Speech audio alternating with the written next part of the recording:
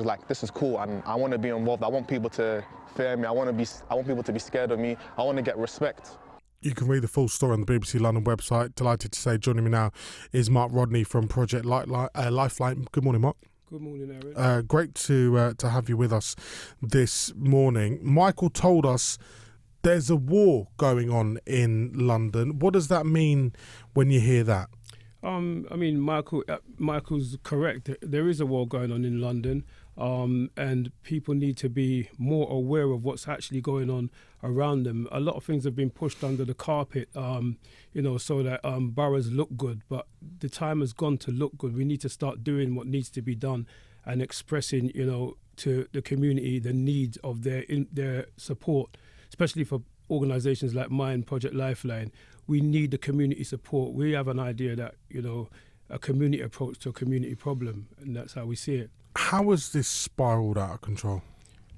I think it's been left alone, as I said, pushed under the carpet for too long. And, authorities seem to shy away from the actual at-risk youth that are in the borough, those that are usually known as the unknown across local authorities. Those are the people that we target and we work with, active gang members who are entrenched in violence as a way of life.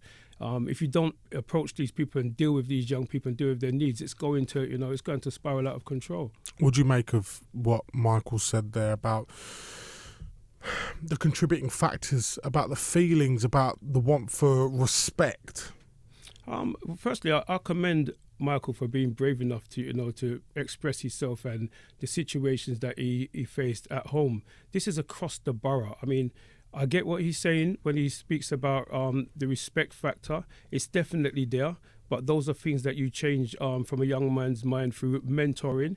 Like, for instance, we have a lot of young people coming to us, which gives us the opportunity to speak to them and give them right reasoning to the way that they think. But, poverty plays a part also. Fear plays a part also in the conflicts that's going on in the streets. And these are the things that we need to address, What about drill music? We heard about that earlier on, and there's been well, I mean, is there a link? Is there an intrinsic link between drill music and violence, drill music and gang culture? Well, from my personal opinion, drill music is art, and you sing or you rap about the things that you're subjected to in life. So I just look at drill music as art. Definitely, there are some people that infiltrate that space and to put out or send out their negative things through social media. But on a whole, drill music is art. Someone's singing about or rapping about what they feel. Where across the capital is this most prevalent now? Because again, I asked the question when I first started the show a couple of months ago. Do people feel safe in London? Do people feel safe to walk the streets? Is there a fear? Are people worried about, sort of going out at a certain time? Let me speak about it from a parent's point of view. A lot of parents get in touch with us. A lot of mothers get in touch with us. Fathers get in touch with us, and they're scared for their children's lives. Some mothers are telling me that when their children leave to go to school, they are not 100% sure if that child's going to come home. And that's disturbing when someone says that to me. I think that's a perfect word you used.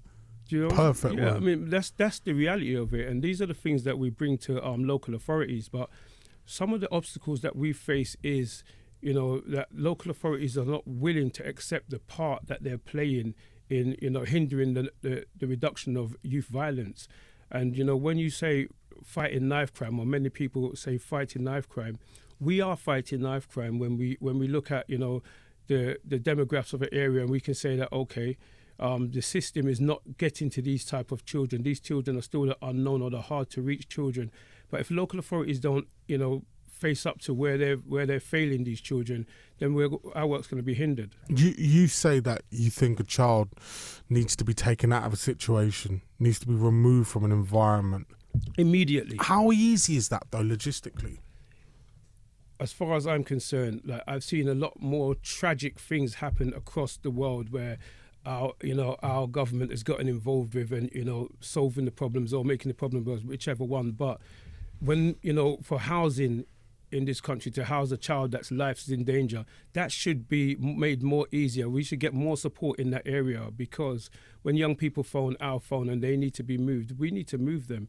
And that's another one of the issues that is hindering, the success of Project Lifeline, the lack of support from local authorities, and the lack of, acknowledgement to, the risk factors around these young children. It's the reason why young people are carrying knives, because of fear. Tell me about the support or lack of support you've had from local authorities about the situations you've faced.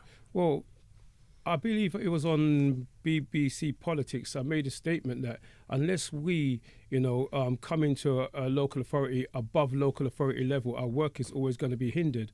And too often we highlight the flaws within the system, the systemic issues. And what that does, that puts the backup of, the local council. And then where funding is concerned in that area, we will not get the funding because we're the ones pointing out the issues that, so this is going to happen across boroughs. It's happening across boroughs. So we need more support from the government to say, look, if we're going to deal with knife crime, you need to open your doors and accept your flaws. It's unthinkable to think that knife crime, the reduction of knife crime is going to start on the street. It's going to start around the table with the right decisions made from the government to local authorities. Tell me about Project Lifeline. What does it do? How do you reach young children, teenagers, adolescents? Our outreach workers are quite, they're entrenched in the local authorities. They're entrenched in the borough. Look at Michael, for instance. Michael came out of prison. He was introduced to me by one of my outreach workers, and we will support Michael, mentor Michael on his journey, and we build young people like Michael. So, we want a lot of young people to come forward, those that are in gangs and those that are, have gone through that life and are former gang members. These are the children that we want to work with and elevate them to a place where they can actually go back in the community and help to bring the young people towards Project Lifeline. What is the overall solution then, Mark? It's got to be understanding of what these children are facing. You can't tell someone to change their path in life if you don't have something ready to tell them that's your aim, this is the path you should be going down. These are young children that we're speaking about. These are people that are going to gravitate toward trends. Hence the reason why we're kind of reluctant to use the word knife crime. To me, that that's the trend that young children are picking up on. We need understanding from the government. We need understanding from local authority of the things that need to be done, the essential things that need to change. Tell me about your part of town. What are things like down in South? What's it like? What's the microclimate like? Well, look at it like this. Parents are scared. Parents are scared for their children's life. So I wouldn't say that it's, there's a lot of work that needs to be done. And like I say, there's a lot of collaboration that needs to be done and understanding. It's pointless that, people look at Project Lifeline and say, okay, we're coming into the borough, we're ruffling a bit of feathers. If we see the issues that are on the street and we bring them to local authority and say, this child's in need of intervention, we want to get the response back, almost immediately, so we can take that child to safety. But what we are getting back is it's nothing to do with us. Basically, we're not at fault at all. They're not willing to say that they are playing a part, in this thing expanding, and they are playing a part in this thing expanding. How do we support you? How do we find you? How do we try and back what you do? I've almost given up on the fact that I'm going to get any support from local authority. We're calling on the community. We want the community. We want, the various artists, the celebrities, across the board to come forward to Project Lifeline, because we're moving mountains with minimal support. And we believe that with the support of the community and those icons within the community, we can help the children more. Not enough is being done. And I have to make the point that when I speak, I'm not speaking about just black, cultural children. Every borough is different. So, there's some boroughs are multicultural, and I'm speaking about any gang members that are at risk, any young people that are at risk. We need to start helping them, and we need to start understanding the pressures that they're under. Absolutely. Mark, really appreciate your time this morning, man. Thank you for your honesty and transparency. I know it's a hard thing to talk about, and you want to work hard and you want to fight, man. How do we find out more about Lifeline? We're on Instagram, we're on LinkedIn. You can get me directly on LinkedIn, our website, Project Lifeline. You can find us on social media. And we want to hear from the community. We really want the community to come forward and understand the struggles that we are having in getting support to help these children. You know, a lot of things seems that it's easy, an easy road to travel, but it's definitely not an easy road to travel because the obstacles in our way are real. And people need to come forward and understand what we're facing and stick with us and support what we're doing to help our young people. The brilliant Mark Rodney from Project Lifeline with us on Breakfast on BBC Radio London, 8:21. Weekday afternoons on BBC Radio London. Are we so competitive with each other where we do not support one another?